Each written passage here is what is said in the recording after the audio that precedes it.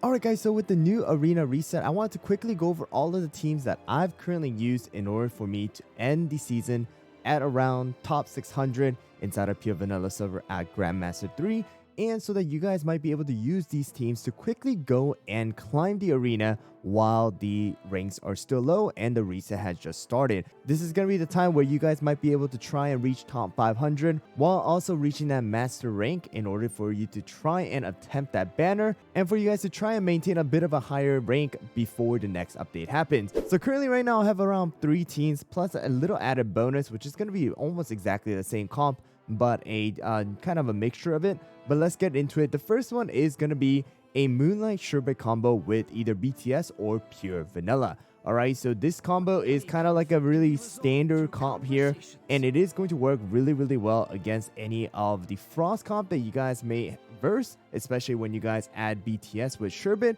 or you guys might be able to even verse, Stardust comp if you guys do not have Stardust within your account right now. So another variation of this comp, which is going to be like the little added bonus, like I mentioned earlier, is going to be using Stardust instead of Sherbet. This is going to be one of the standard comps, and once again, BTS can be replaced by Pure Vanilla, but these two comps are going to be the most standard comps that you're going to be able to see within the arena, not only in the Pure Vanilla server, but also for the Hollow as well as the Dark Cacao. So let's go into the toppings real quick. So the toppings are going to be exactly the same for Hollow, Werewolf, Moonlight, as well as Pure Vanilla / BTS. But of course, the toppings for Sherbet as well as Stardust are going to be a little bit different. So let's get into it first. Hollow is going to be using 5 of the Swift Chocolate here, with focusing on damage resist as well as cooldown. The higher the cooldown, the better it is going to be, but I just like to keep it around 15 to 16% so that it is a little bit easier for you guys to also follow and for you guys to also focus a little bit more on the damage resist. It's really important that Hollow does survive with enough damage resist as well, so focus on the damage resist. And next one is going to be Werewolf. Werewolf is going with 5 Solid Almond, of course, with the Magic Candy here. Better with the higher Magic Candy than the lower, but you want to have full damage resist here, guys, and no extra cooldown. Attack speed is definitely recommended if you guys can get it, in order for him to add more injury stacks to the enemy. And the next one is going to be Sherbet here for this particular comp, and with 5 of the Swift Chocolate here, guys, and we are focusing on damage resist as well as around 22.4% cooldown. But if you guys have to go a little bit lower in order to focus a little bit more on damage resist, that's totally fine, guys. You definitely want Sherbet to survive, and having more damage resist is really important, because Sherbet can sometimes be targeted by Stardust inside of the arena, and that will prevent him from not only receive a lot of healing, but also the HP shield that he might be able to receive. So having damage resist is going to increase his survivability. Next one is going to be Moonlight. Moonlight is using 5 of the Swift Chocolate with at least 20 to 22% cooldown here, and of course focusing on the damage resist. There really is no perfect setting for the cooldown, guys, and you really need to try it out inside of your comps and against other players, because of the fact that there are just so many different abilities that are going to slow down as well as prevent cooldown from actually happening.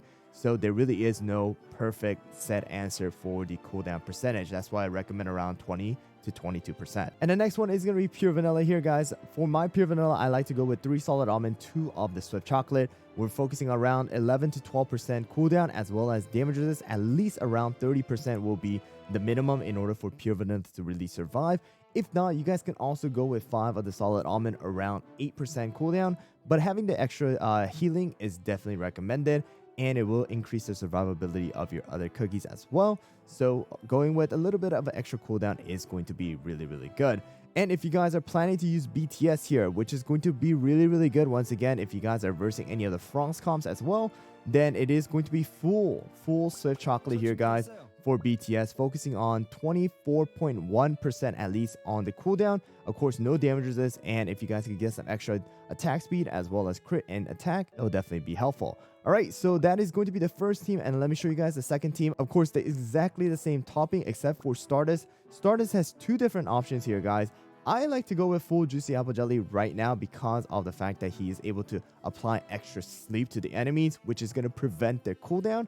But if you guys don't have a good Juicy Apple Jelly topping with cooldown as well as damage resist, then you guys can also go with just full Swift Chocolate here, guys, with a really big focus on the cooldown as well as damage resist in order to increase as well as the usage of Stardust Cookie and his skill. All right, so definitely there are two different options. I like to just go with this one currently right now just because there's a lot of different variations of comps, and the extra sleep does shut down a lot of cookies. But let me showcase these two teams for you guys real quick first, and let's move on to the next one. All right, guys, so first one is going to be the sherbet comp with the pure vanilla.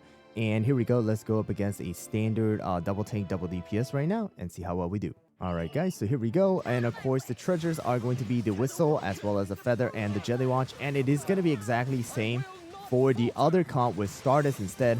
But you can see right there, because of the fact that Moonlight is off of the screen and is not targetable by Stardust when he is using his skill, our sherbet is the one to first take the Sign of the Stars debuff, which is going to prevent him from receiving any buffs, as well as it's going to take a lot more damage and will, not get any, as healing as much.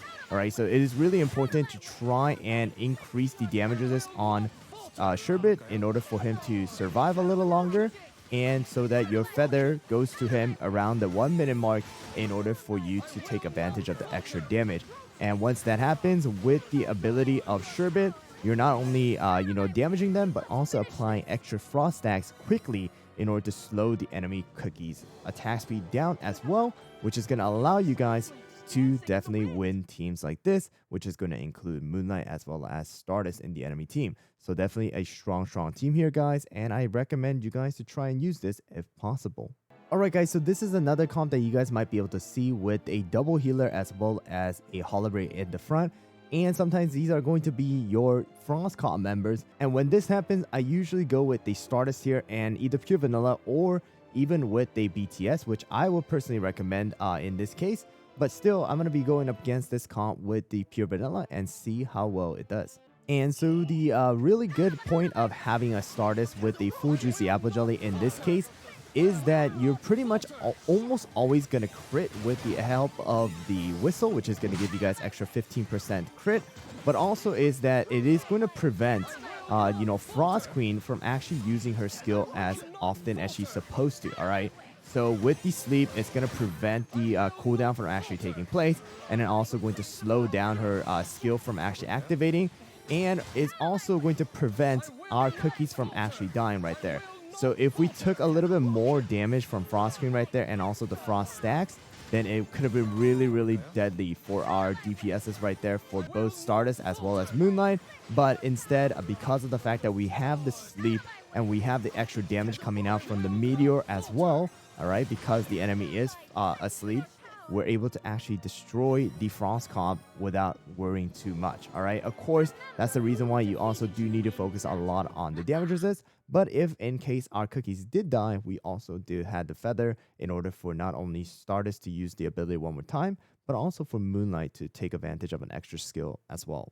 Alright, guys, so with two of the teams, or one team with a variation out of the way now, let's get into the second one, and it is going to be a Frost comp. So this Frost comp I love to use majority of the time against any of the standard double tank comps here, especially when they have a pure vanilla instead of BTS. And if I know for sure they're using more of a Stardust instead of a sherbet, because of the fact that mainly the standard teams that they use right now are going to be a little bit weaker against this, a very strong and sturdy Frost comp. This is going to be a comp that is going to allow you guys to also climb if you guys do not have Moonlight, but still have sherbet as well as Frost Queen. All right, so this is going to be the one comp that I always recommend to players if they're asking for a comp that is not going to be revolving around Moonlight. So here we go, guys. Let me show you guys the topping real quick. And it is going to be, of course, with 5 Swift Chocolate on our Hollowberry, 5 Swift Chocolate on our Sherbet, just like before, 5 of the Solid Almond for our Frost Queen. The point of Frost Queen is to survive as long as possible, try to take advantage of the Frost stacks, and hit the enemies with her skill at the very last moment, and just absolutely obliterate them with the additional frost damage that they're going to take from the stacks.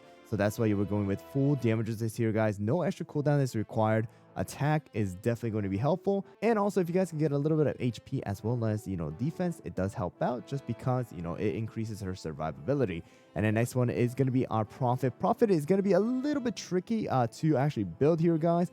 But you definitely need to have at least, all right, you need to exceed 10% crit, as well as you need to end it with a 0.9%, all right, just like myself, 10.9, 11.9, 12.9, 13.9, or 14.9, and you will be able to receive a Frost Queen skill whenever Prophet uses his skill. All right, the reason why we're going with the Frost Queen skill is because not only are you able to apply the extra Frost stack, but you are also able to freeze the enemies for a split second, as well as you're able to do some damage at the 1 minute mark if the enemies have a decent amount of Frost stacks. All right, and of course, the damage resist is in order for Prophet Cookie to survive and also use his ability and heal the cookies in general. And on top of that, he does have an amplified buff as well as amplified debuff for the enemy. All right, next one is going to be our pure vanilla, same exact topping, 3 solid almond, 2 swift chocolate. So here we go, guys. Let's get into the arena and let me show you guys this team in action inside of their current arena. All right, guys, so here we go. This is going to be more of a standard double tank, double DPS. Usually you do still want to go up against it when you see a pure vanilla, but majority of the time it's pretty hidden. And I would say even if you do go up against a BTS, you are going to have majority of the time like around 80% win rate unless they have Sherbet. Sherbet is one big counter just because of the fact that Sherbet is able to destroy some of our cookies with the attack speed debuff. But still, Frost Comp is still really strong, so let's get into it. And here we go, guys. It is going to be a pure vanilla with Stardust, which is really good for us. So right there, Sherbet uses skill first, and then Frost Queen is able to try and use her skill, although it is kind of interrupted there. Prophet is able to apply that extra, Frost stacks, as well as, provide the amplified debuff as well. And Sherbet is constantly able to go and, provide the, Frost stacks with the shards. One good thing that I like to point out here is that I like to use the rare scroll right now in order to increase the survivability of my cookies. Of course, if you don't have the rare scroll, then going with feather is also an option. But the rare scroll not only increases the survivability of our cookies, but also increases some of the healing from both Prophet as well as pure vanilla. So it does add a little bit of added bonus right there. But of course, once again, if your rare scroll is not leveled up too much, then using the feather is perfectly fine, so that in case Frost Queen does die like that, Frost Queen is able to quickly come back, use her skill again, and nuke the enemies. All right, so there you guys go.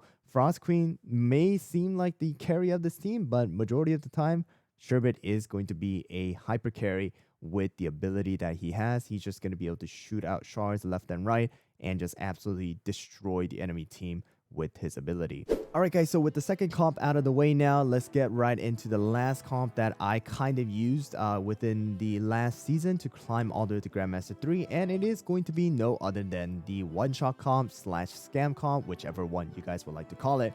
This is also a really easy comp for you guys to start climbing in the arena.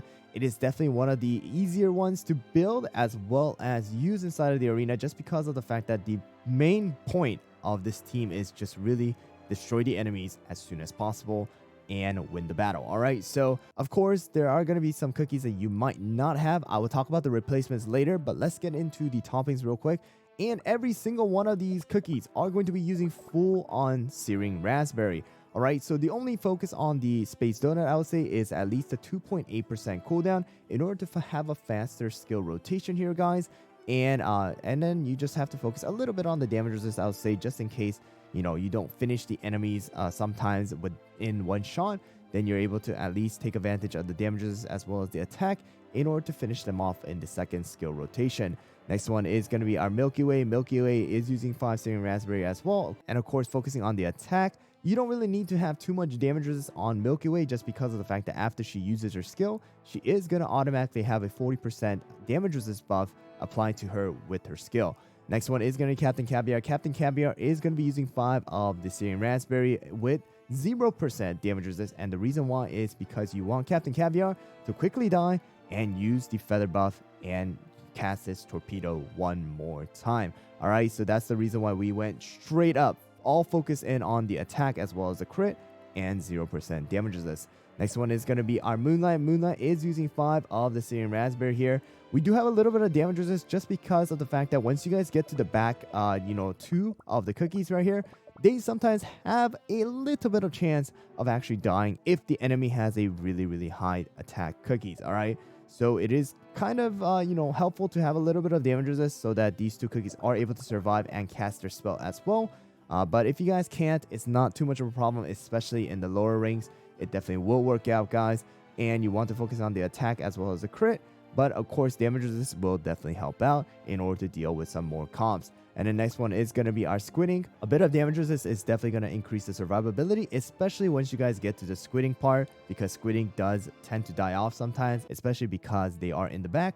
But attack as well as crit is going to be really important here, guys. And then the treasures are the epic scroll this time around, just focusing straight up onto the damage, and the feather as well as the whistle. And of course the feather is going to be going on to Captain Caviar. So let's get into the arena and let me show you guys this team in action as well. And here we go, guys. Double tank, double DPS with pure vanilla as the healer. So let's get into it. So definitely you can also use someone like Brute instead of Milky Way, but it is not a problem if you guys use this team as well. You can see right there that Captain Caviar did get to use the feather and pop another skill. And Squidding got kind of close right there. Definitely survived because of the extra damage resist and at least got one skill off right there. So it definitely does help to, again, use some damage resist if possible.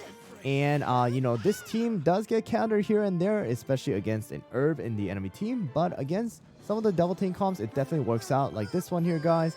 And it is definitely going to be a lot easier for some of the players to build right now, just because it does straight up focus on only attack and less on the damage resist. So that's going to be the third comp. Let me quickly talk about some replacement. Once again, guys, for the first one is going to be that BTS can be used instead of pure vanilla.